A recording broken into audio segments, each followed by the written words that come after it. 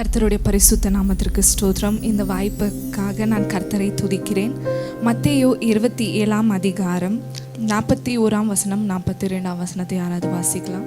அப்படியே பிரதான ஆசாரியரும் வேதபாரகரும் மூப்பரும் பரியாசம் பண்ணி மற்றவர்களை இரட்சித்தான், தன்னைத்தான் இரட்சித்துக் கொள்ள திராணி இல்லை. இவன் இஸ்ரவேலின் ராஜாவானால் இப்பொழுது சிலுவையிலிருந்து இறங்கி வரட்டும், அப்பொழுது இவனை விசுவாசிப்போம். இங்கே நம்ம பார்க்கும் பொழுது இந்த நாளில் நம்ம நினைவுக்கிறோம் குட் ஃப்ரைடே என்று சொல்கிறோம். ஆனால் வேதத்தில் எங்குமே குட் ஃப்ரைடே அப்படின்னு மென்ஷன் பண்ணல. ஒரு மனிதன் ஒருத்தர் மறிக்கிறாரு அப்படின்னு நான் ஒருத்தரை மறித்ததை யாருமே ஒரு நல்ல நாள் நல்லது அப்படின்னு நான் யாருமே சொல்ல மாட்டாங்க.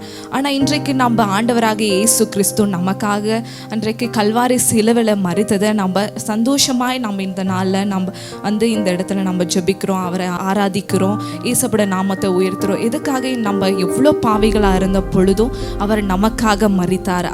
அதனால தான் இது ஒரு நல்ல நாள், குட் ஃப்ரைடே அப்படின்னு சொல்கிறாங்க. ஸோ இந்த வசனத்தில் நம்ம பார்க்கும் பொழுது அநேக ஜனங்க ஆண்டவராக இயேசு கிறிஸ்துவை அவரை கல்வாரி சிலுவையில் அடிக்கும் பொழுது பரியாசம் செஞ்சாங்க, அவரை துக்கப்படுத்தினாங்க, காயப்படுத்தினாங்க.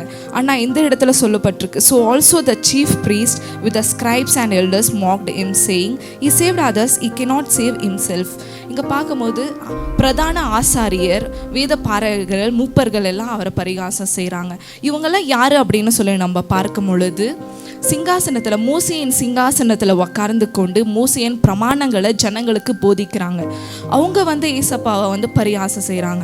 இன்றைக்கு நம்ம கூட ஆண்டவரை பற்றி அறிந்திருக்கிறோம், அவருடைய வசனத்தை நம்ம வாசிக்கிறோம், தினந்தோறும் நம்ம ஜெபிக்கிறோம், சபைக்கு போகிறோம், அநேக கூட்டங்களை நம்ம கலந்து கொள்ளுகிறோம், வேதத்தை தினந்தோறும் வாசிக்கிறோம் அதன்படி. ஆனால் இன்றைக்கும் நம்ம கிட்ட கூட நம்ம யாருமே நீதிமான்கள், பரிசுத்தவான்கள் நம்ம சொல்லுவோம். நம்ம எல்லாருக்கிட்டையும் ஒரு குறை இருக்குது. ஏதோ ஒரு குறையினால நம்ம இன்றைக்கு ஆண்டவராக இயேசு கிறிஸ்துவை துக்கப்படுத்தி கொண்டிருக்கோம். அன்றைக்கு அவங்க எல்லாவற்றையும் அறிந்திருந்தாங்க, ஆண்டவரை பற்றி அவர் யார் என்று சொல்லி அறிந்திருந்தாங்க, வசனத்தில் அவங்க எல்லாம் தேறினவர்களாக இருந்தாங்க.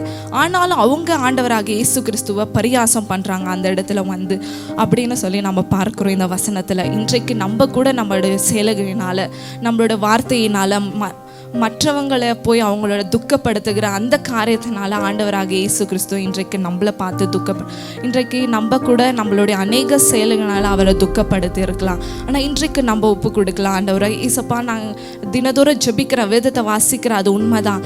ஆனால் ஏதோ என்னுடைய மாம்சம் அநேக நேரங்களில் அது வெளிப்படுது, அந்த மாம்சத்தினால நான் அநேக காரியங்களை உமக்கு விரோதமாக செய்கிறேன். ஆனால் இன்றைக்கு நம்ம எல்லாரும் ஒப்பு கொடுக்கலாம், இயேசப்பா இதுலேருந்து என்ன நீங்கள் மீட்கொள்ளுங்க.